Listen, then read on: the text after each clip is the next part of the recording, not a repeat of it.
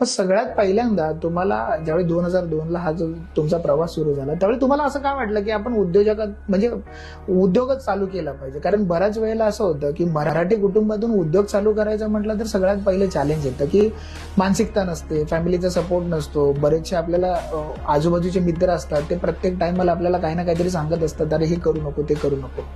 मग ह्या सगळ्यांमध्ये तुम्हाला असं काय वाटलं किंवा एक काय गोष्ट होती जे तुम्हाला इन्स्पायर करून या क्षेत्रामध्ये घेऊन आली? तर लहानपणापासून ज्या विभागात होतो पहिल्यापासून मला ना व्यवसाय करायची संधी होती. मी म्हणालो की एक सरबताचा धंदा पण चालू केलेला, कंदील बनवणं दिवाळीत ते पण विकायचो मी.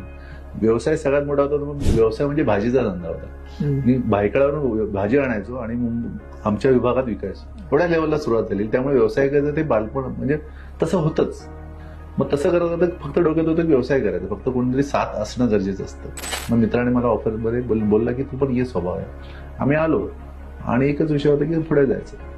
पण त्याच वेळेला लग्नाचा पण वेळ होता आणि त्याच वर्षी माझं लग्न पण झालं. अरे वा.